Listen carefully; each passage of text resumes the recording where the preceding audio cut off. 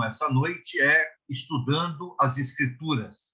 E essa, então, é a 11ª lição do curso da Escola Bíblica Emaús, que nós estamos estudando juntos, lições para a vida cristã. Essa lição, ela trata de algumas coisas com relação ao nosso estudo da Palavra de Deus. Por exemplo, será que é importante que o crente estude as Escrituras? É importante, é necessário, é bom? Como é que é? Será que o estudo bíblico não deve ser feito apenas por aqueles que são líderes nas suas igrejas, né? Ou que têm a responsabilidade de pregar, ou presbíteros na sua igreja, enfim? Ou será que é algo que deve fazer parte do dia a dia de todo cristão? Estas e outras questões relativas ao estudo da Palavra de Deus, nós queremos abordar, então, hoje, no estudo da lição número 11 deste curso. Quando nós analisamos o estudo da palavra, em primeiro lugar, a gente deve ter bem claro para a nossa mente quem é o professor que vai nos ensinar a palavra de Deus. E aí a palavra de Deus mostra-nos, revela-nos o fato de que o Espírito Santo, que habita em cada cristão, ele mesmo é que vai nos ensinar. Vamos abrir as nossas Bíblias agora no início, no Evangelho de João, no capítulo 14. E nós vamos ler palavras que o próprio Senhor Jesus disse aos seus discípulos. Evangelho de João, capítulo 14, começando com o versículo 16, onde nós lemos o seguinte: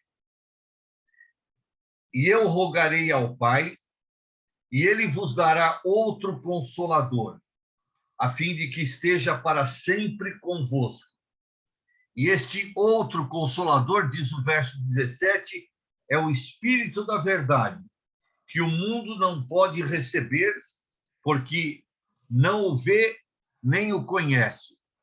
Vós o conheceis, porque ele habita convosco e estará em vós. É bom lembrar que estas palavras foram ditas em tom de despedida pelo Senhor. De fato, ele estava prestes a terminar o seu ministério terreno, que culminaria com a sua morte substitutiva por nós ali na cruz do Calvário. Logo depois disso, ao terceiro dia, depois da sua morte, ele ressuscitaria. Durante mais alguns dias, ele apareceria aos seus discípulos, comprovando a sua ressurreição, mas ele logo seria assunto ao céu. Mas ele prometeu não deixar os discípulos órfãos. Ele prometeu rogar ao Pai para que o Pai enviasse outro Consolador. Um Consolador do mesmo tipo, da mesma natureza que o Senhor, que estivesse com os discípulos na ausência do Senhor Jesus. Enquanto o Senhor Jesus estivesse lá no céu, esse substituto dele estivesse aqui na terra junto com os discípulos. E esse outro Consolador, diz o verso 17, é, na verdade, o Espírito da Verdade, ou esse é um outro nome que o Espírito Santo recebe na palavra de Deus. O Senhor Jesus diz que eu rogarei ao Pai. E nós sabemos que ele cumpriu a sua promessa de enviar o Espírito Santo a este mundo, alguns dias depois da sua ascensão, especificamente no dia de Pentecostes, quando então, pela ação do Espírito Santo, deu início à Igreja de Cristo aqui na Terra. Nós já vimos na lição número 1 deste curso que uma das funções do Espírito Santo no seu ministério atual junto aos cristãos é habitar no corpo do cristão. E isso, naturalmente, faz com que, se o Espírito é santo, o lugar onde ele habita também seja santo. E uma das funções, então, do ministério do Espírito Santo é produzir santidade na vida do cristão. Agora, a maneira como a santidade vai ser produzida, ou o instrumento através do qual a santidade será produzida, além da atuação do Espírito Santo, é justamente quando o cristão se debruça em cima da palavra, estuda a palavra, tem contato frequente com a palavra, e essa será o instrumento de santificação que o Espírito Santo vai utilizar para produzir santidade ou para produzir uma vida santa em cada cristão. No versículo 26, o Senhor Jesus disse: mas o Consolador, o Espírito Santo, a quem o Pai enviará em meu nome, esse vos ensinará todas as coisas e vos fará lembrar de tudo o que vos tenho dito. Bem, dirigindo-se especificamente e diretamente aos seus discípulos, o Senhor Jesus estava se referindo aos ensinos que ele havia passado para os discípulos tinham ouvido, tinham aprendido do Senhor, mas, naturalmente, eles logo iam esquecer.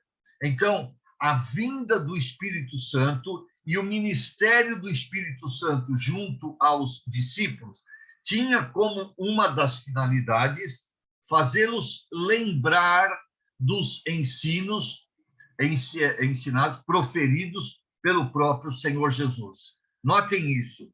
Ele vos ensinará. Ele vos fará lembrar. Esse é um dos ministérios do Espírito Santo atualmente junto aos cristãos. Ele nos faz lembrar aquilo que ele nos ensinou e ele continua nos ensinando através da instrumentalidade da palavra de Deus. Vire uma página para frente no capítulo 16. E agora, nos versículos 12 e 13, nós lemos o seguinte: palavras ainda ditas pelo Senhor Jesus. Tenho ainda muito que vos dizer, mas vós não o podeis suportar agora. O Senhor Jesus já havia ensinado muito os seus discípulos, mas havia ainda muito que ensinar.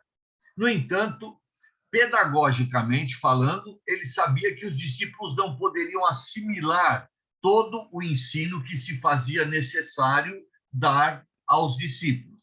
Então, olha o que ele prometeu no verso 13. Quando vier, porém, o Espírito da verdade, ele vos guiará a toda a verdade, porque não falará por si mesmo, mas dirá tudo o que tiver ouvido e vos anunciará as coisas que hão de vir. Sabendo que os discípulos não poderiam reter tudo o que eles precisavam ouvir, o Senhor Jesus mencionou o ministério futuro do Espírito Santo, e esse ministério ele está realizando hoje em dia junto aos cristãos.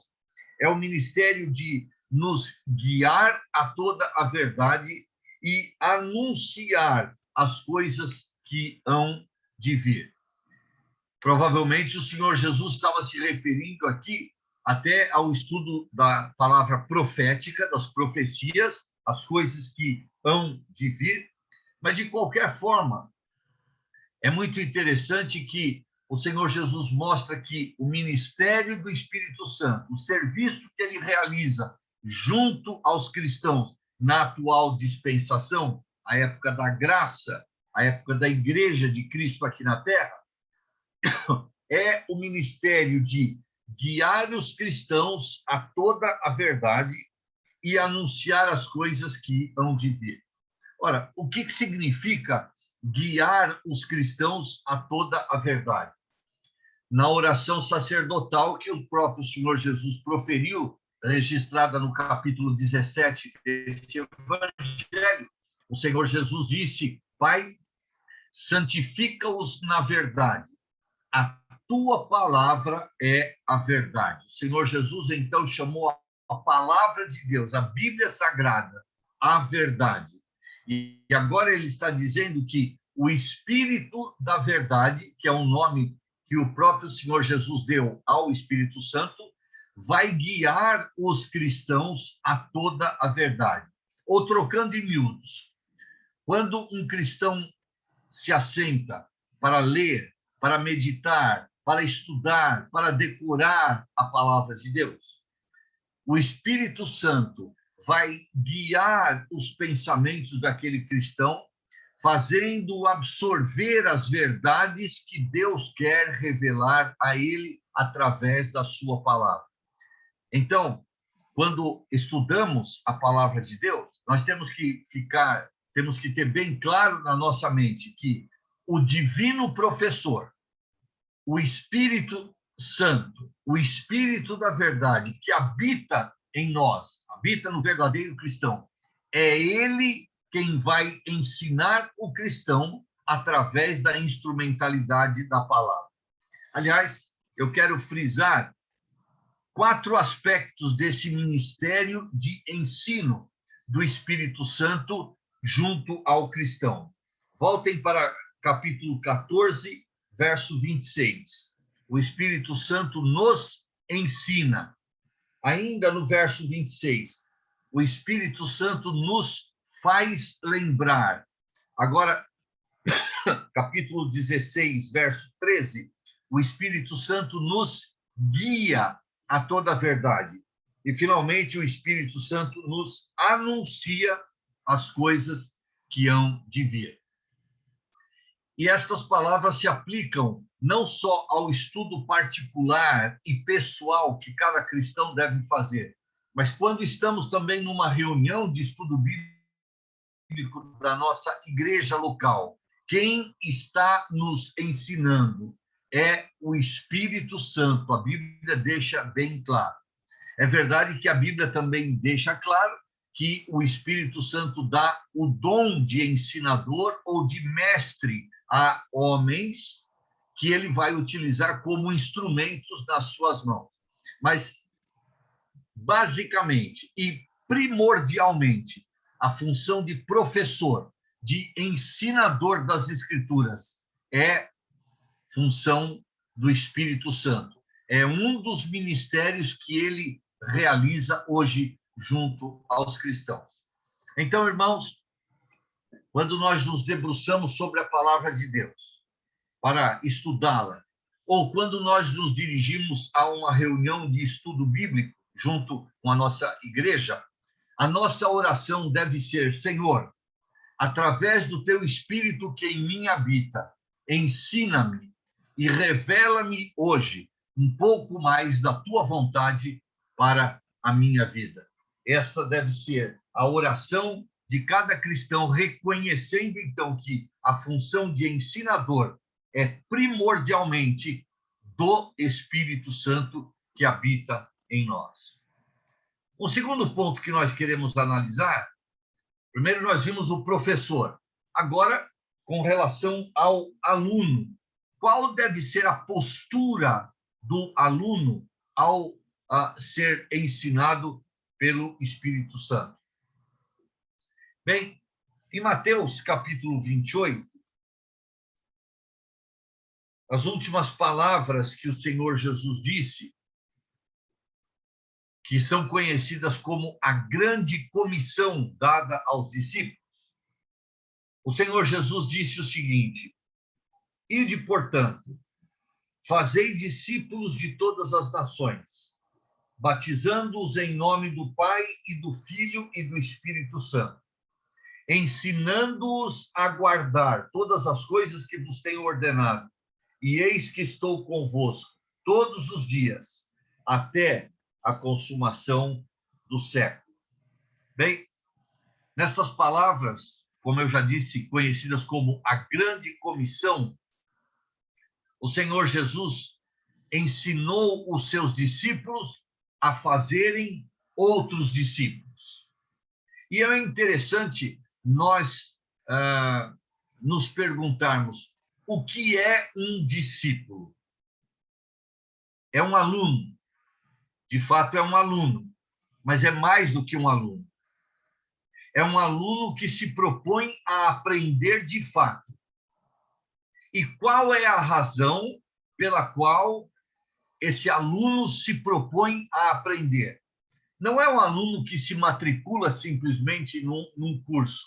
Não é um aluno que frequenta meramente um curso, mas é um aluno que se propõe a aprender de fato por causa de uma razão ímpar, sem igual. Porque este discípulo, este aluno, ele quer ser um seguidor, um imitador do seu mestre. Quando o Senhor Jesus chamou homens para serem discípulos, ele não estava preocupado que eles apenas enchessem a cabeça com teologia, com conhecimento bíblico. Essa não é a razão de nós nos propormos e nos lançarmos ao estudo da palavra. Mas, na verdade, nós vamos conhecer, através do estudo da palavra, o nosso Salvador, o Senhor Jesus Cristo. Vamos conhecê-lo mais e melhor, para que o seu caráter se reproduza nas nossas dele. Este é o verdadeiro significado de ser um discípulo. É um aluno que se propõe a aprender para imitar o mestre. E a ordem do Senhor foi justamente essa: façam discípulos, isto é, ensinem, vão atrás de pessoas que queiram ser meus seguidores, meus imitadores, meus discípulos. E quando essas pessoas manifestarem o desejo de serem meus discípulos, ensinem a elas tudo aquilo que vos tenho ordenado. Quer dizer, na verdade, o que nós devemos passar para aqueles que se propõem são os ensinos do Senhor deixados na sua palavra. Ou, em outras palavras, a própria palavra de Deus. É esse o objeto do nosso estudo, que deve ser estudado, como eu já disse, não por mero conhecimento teológico, mas para que, através do conhecimento da sua palavra, nós possamos imitar o Senhor. Então, na verdade, a ordem do Senhor aos seus discípulos, aos seus seguidores e imitadores, é que eles façam mais seguidores e mais imitadores do próprio Senhor Jesus Cristo. Esse é o grande objetivo do estudo da palavra de Deus.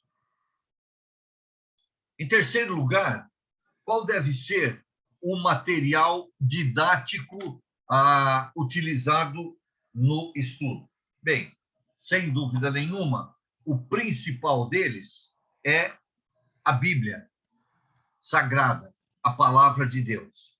Em relação a isso, e reconhecendo a importância e o contato frequente que ele tinha, o escritor do Salmo 119, que dizem os estudiosos, sugerem que seja o Esdras, aquele servo de Deus do Velho Testamento, e Esdras, um amante, um apaixonado pela palavra de Deus, ele exclama no versículo 97 do Salmo 119, que é um salmo que fala muito da palavra de Deus e usa vários termos: decretos, mandamentos, lei, preceitos, palavra, enfim, testemunhos, vários vocábulos, várias palavras que se referem à palavra de Deus. Portanto, é um salmo que fala da excelência da palavra de Deus. E no verso 97,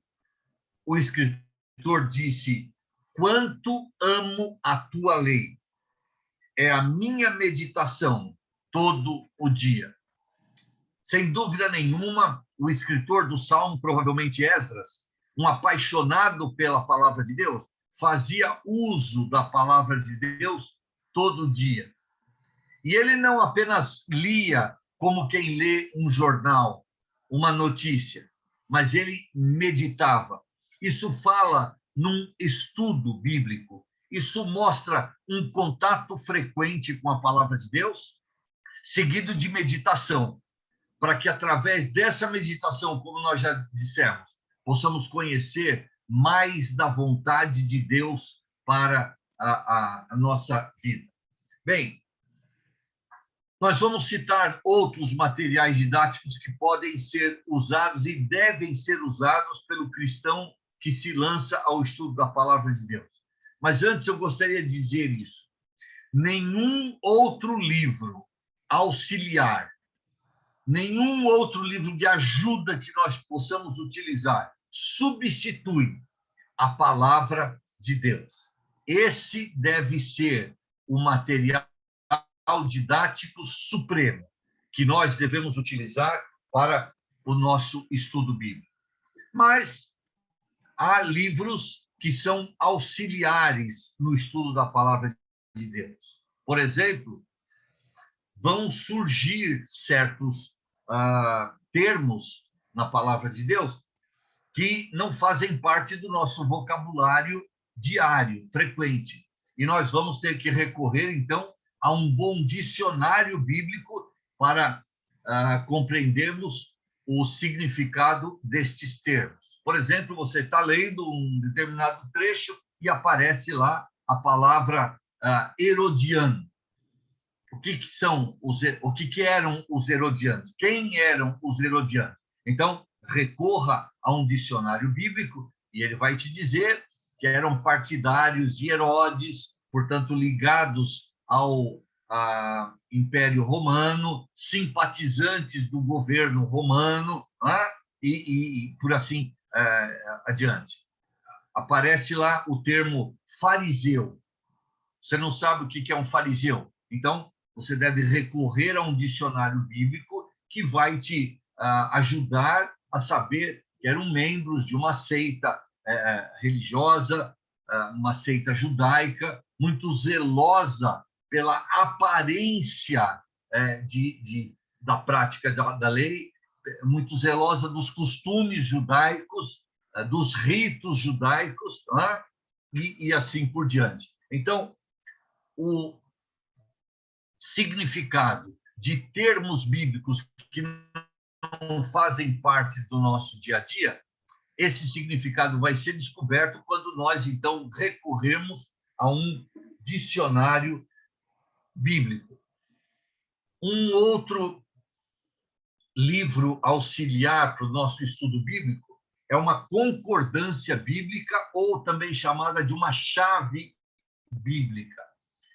Esse livro é muito usado, por exemplo, quando você se lembra de uma parte de um versículo, mas você não lembra a referência, e você gostaria de ler o versículo completo para ver a mensagem dele. Então, você lembra lá de um pedaço desse versículo que tem uma palavra-chave, por exemplo, amor. Então, você vai na concordância, procura lá, e ele vai te apresentar uma série de versículos que tenham a palavra amor, e um deles provavelmente é aquele que você está lembrando um pedaço do versículo, né? Então, a concordância bíblica, ela nos ajuda a localizar versículos na palavra de Deus que nós não estamos lembrando a referência. Um outro material que pode nos auxiliar muito no estudo da palavra de Deus é um bom comentário bíblico. E são feitos por homens de Deus, estudiosos da palavra, que nos ajudam a dar o significado de trechos.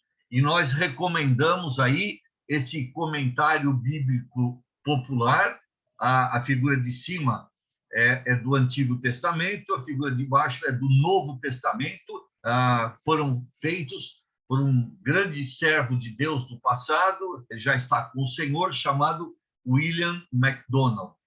Há outros comentários, mas nós recomendamos para que, se você não tem nenhum, que você possa adquirir esse, e ele com certeza também vai te ajudar no entendimento da palavra de Deus.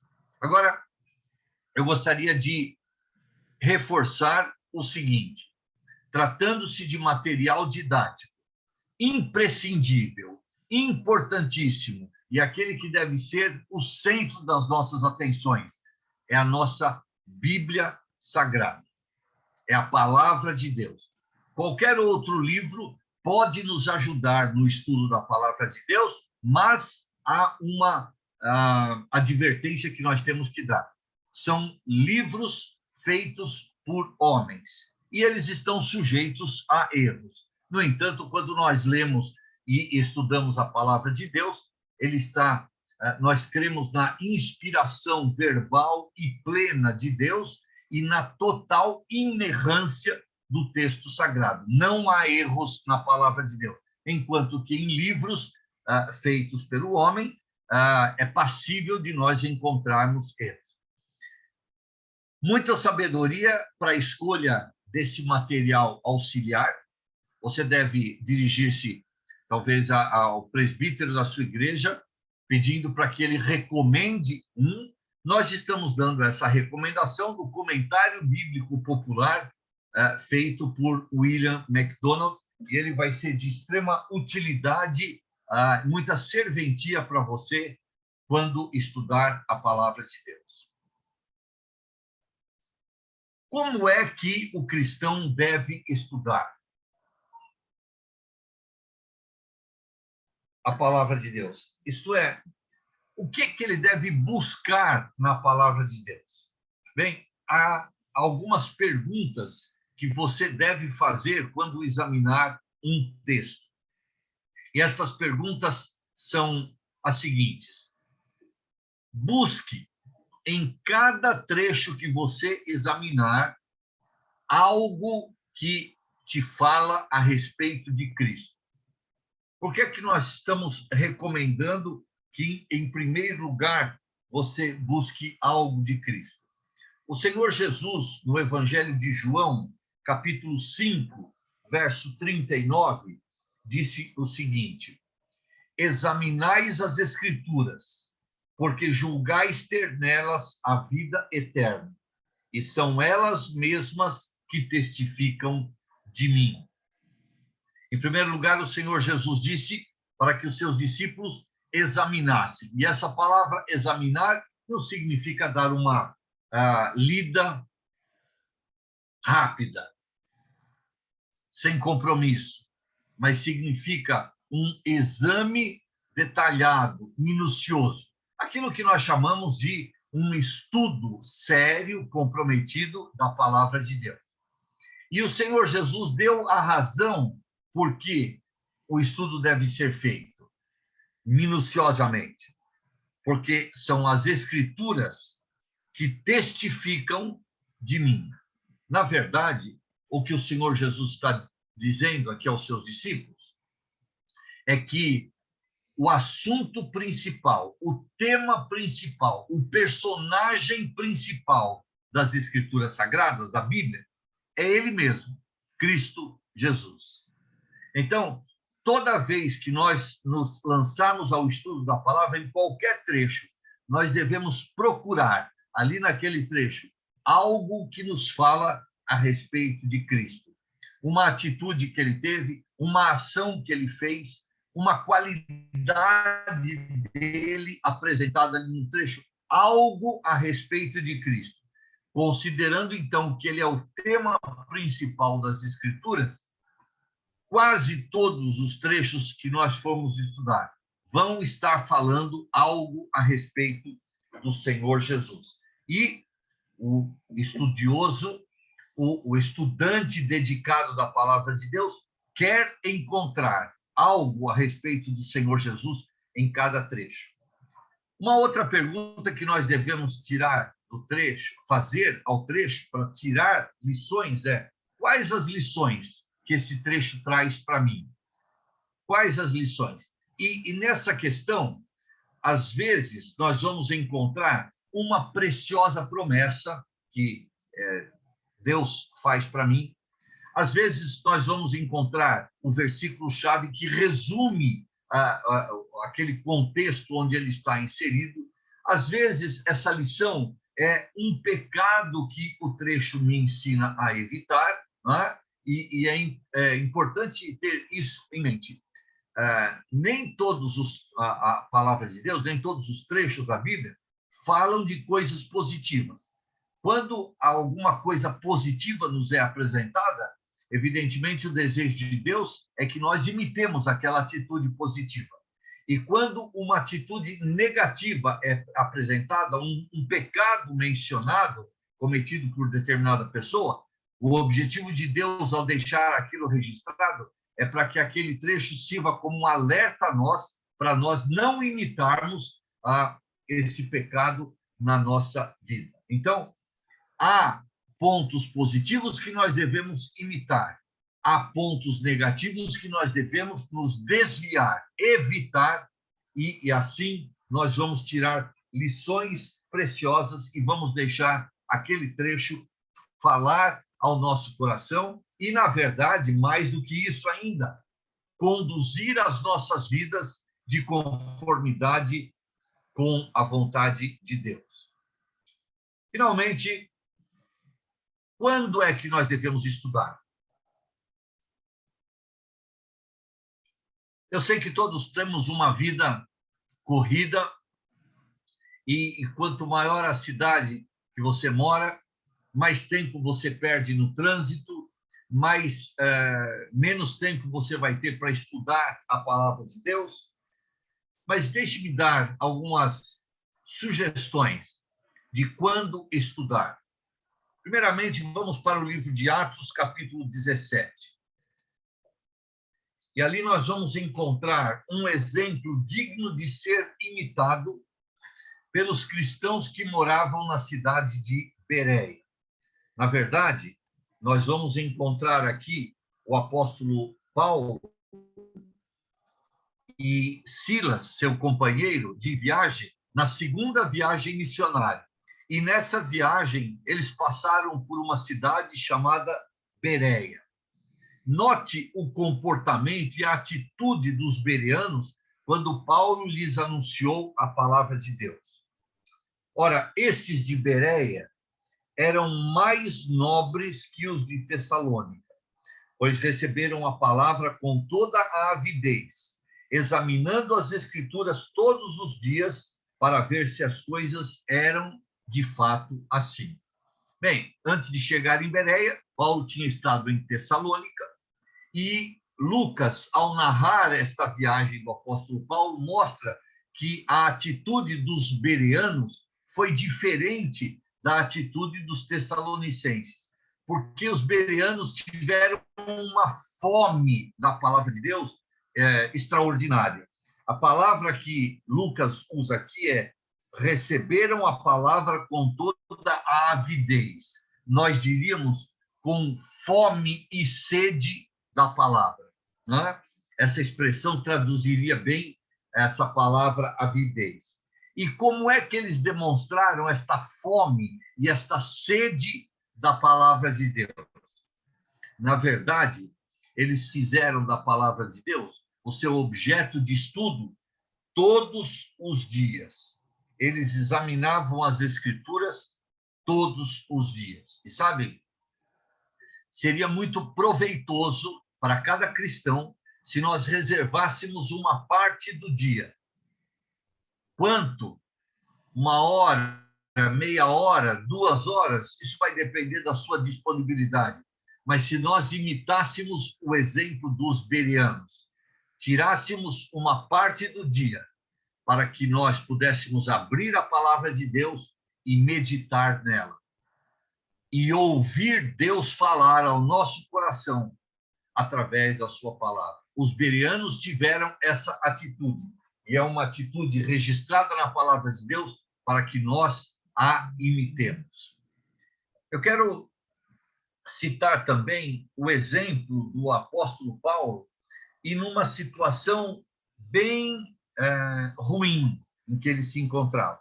Vamos para 2 Timóteo, capítulo 4, verso 13. Antes de nós lermos o versículo, eu quero lembrar a você a situação em que o apóstolo Paulo estava quando escreveu esta carta. Aliás, a sua última epístola escrita. Nós temos na palavra de Deus 13 epístolas escritas pelo apóstolo Paulo. E esta, a segunda carta a Timóteo, foi a última que ele escreveu. E, na verdade, ele escreveu quando ele estava preso, provavelmente doente, porque o único companheiro dele na prisão era Lucas, o médico amado. Ele já tinha sido julgado numa primeira fase perante o imperador romano, o Nero, e não tinha sido favorável a ele a primeira fase de julgamento, e ele esperava que logo ele teria uma segunda fase e ele seria, então, condenado e morto. Ele estava aguardando a sua morte a qualquer dia. E dali, a poucos dias de que ele escreveu a carta, de fato, ele foi morto, foi decapitado. Mas olhem o pedido inusitado, curioso e interessante de nós examinarmos, que ele faz a Timóteo. Quando vieres, diz Paulo, e Paulo, estando sozinho, nós já mencionamos, apenas com a companhia de Lucas, ele queria a companhia de Timóteo, obviamente de outros cristãos também, mas especialmente de Timóteo, com quem ele já havia pregado o evangelho, era o seu filho na fé, tão querido, tão amado por ele, e agora ele queria, nos últimos dias da sua vida, a presença de Timóteo. Mas ele não queria que Timóteo viesse de mãos abanando. Olha o que ele pede para Timóteo trazer. Quando vieres, traze a capa que deixei em Troade. E essas palavras nos fazem pensar na masmorra, na prisão em que ele estava, na cela, provavelmente com pouca iluminação, úmida, onde ele estava passando talvez um frio, e ele pede uma capa para aquecer o seu corpo. Nós diríamos hoje uma blusa de lã ou um casaco, para que ele pudesse suportar o frio ali daquela prisão. Mas ele não queria apenas aquecimento para o seu corpo. Olha o que mais ele pede para Timóteo. Traze a capa que deixei em Troade em casa de Carpo, bem como os livros, especialmente os pergaminhos. Interessante.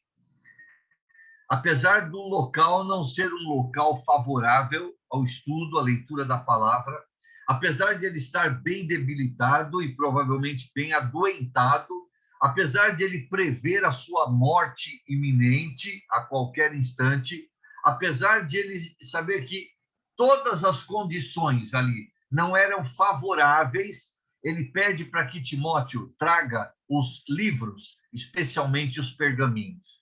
E o que seriam esses livros e especialmente os pergaminhos? Bem, sem dúvida nenhuma, especialmente os pergaminhos seriam pergaminhos de livros bíblicos. A palavra de Deus não era, naquele tempo, manuseada como nós a manuseamos hoje um livro. Não é? Cada um dos livros, dos 66 livros da Bíblia, era um pergaminho. E Paulo está dizendo, traga-me a palavra de Deus. Traga-me. Eu preciso ler. E aquela mesma preocupação que ele tinha para o corpo, pedindo a Timóteo que trouxesse um casaco para ele, para aquecer o seu corpo, ele diz, eu preciso aquecer a minha alma, eu preciso aquecer o meu espírito, eu preciso alimentar o meu espírito, e eu preciso do alimento divino, que é a palavra de Deus. Talvez os livros fossem comentários que ele também tivesse da palavra de Deus.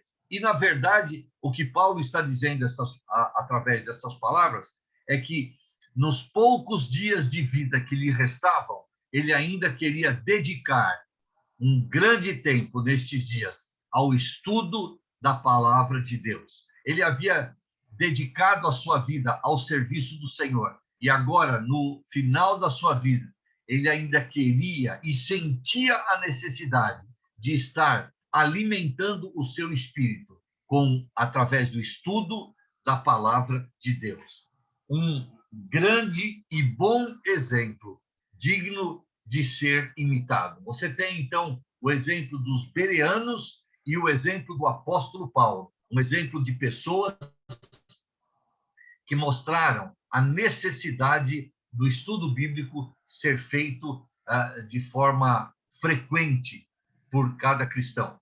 Vamos para o livro de Jeremias, lá no Velho Testamento, e agora no capítulo 15, verso 16, nós encontramos o testemunho do próprio profeta Jeremias acerca do valor e da importância que ele dava à palavra de Deus.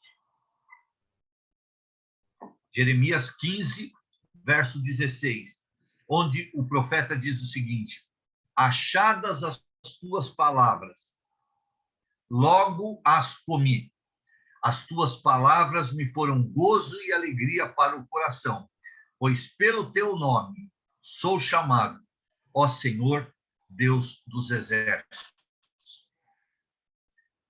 Qual é a ideia que Jeremias está passando através desse versículo?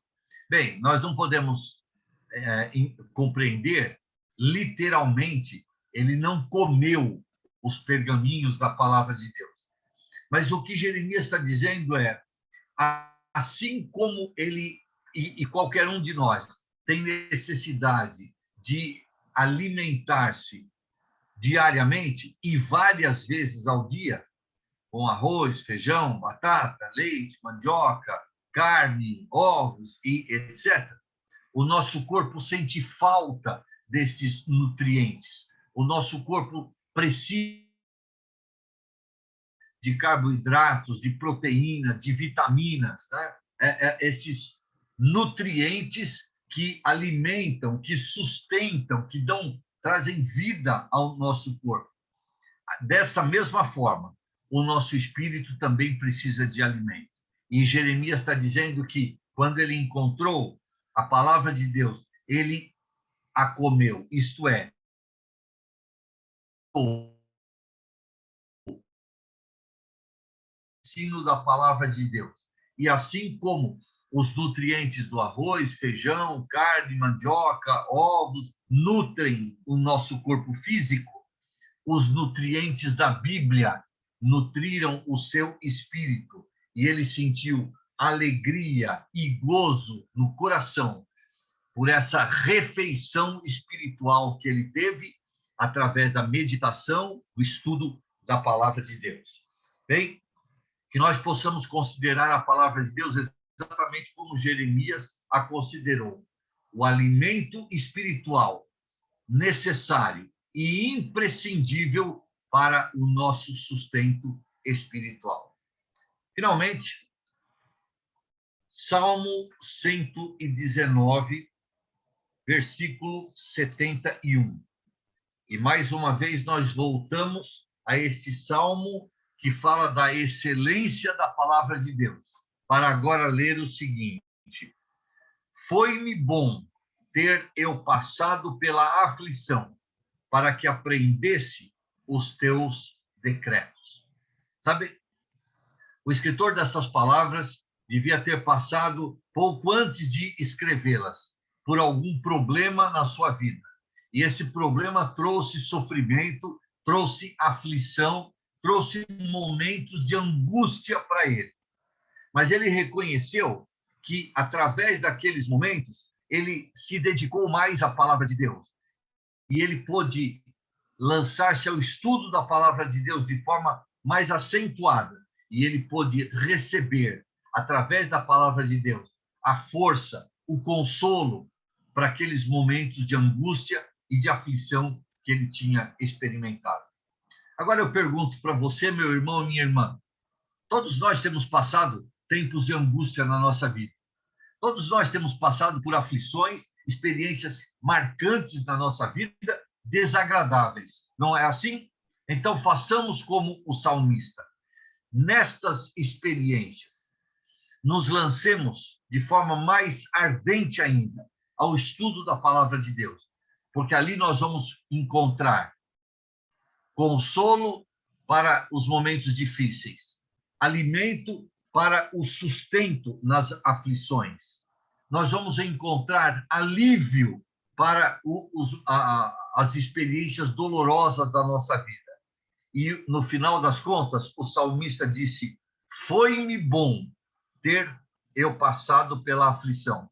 Ele reconheceu que aquelas aflições que ele tinha passado e que o conduziram ao estudo da palavra, a um relacionamento mais íntimo com o Senhor através da sua palavra, foram boas para ele.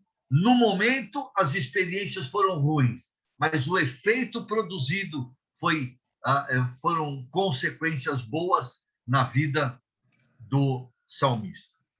Enfim, meus irmãos, minhas irmãs, o objetivo da nossa meditação hoje foi mostrar a importância de nós nos lançarmos ao estudo da palavra de Deus. E eu agora quero fazer uma proposta para você. Como é costume meu, no final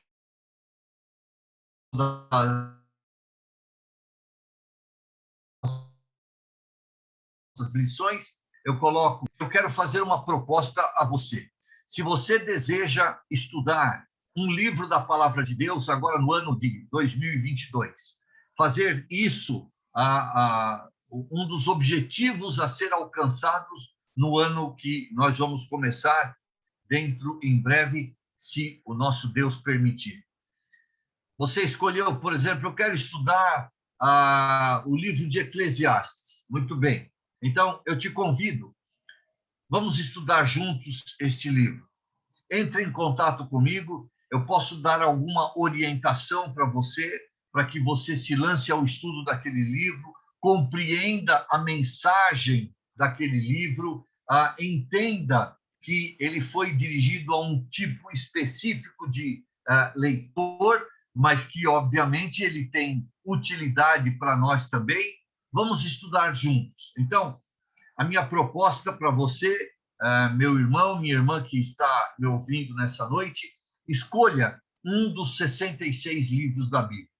Entre em contato conosco e diga: Davi, eu quero uma orientação de como estudar esse livro. E nós vamos estudá-lo juntos, ou pelo WhatsApp, ou por e-mail, ou podemos abrir uma sala do Zoom e termos essas videoconferências para estudarmos juntos a palavra de Deus. Mas que, na verdade,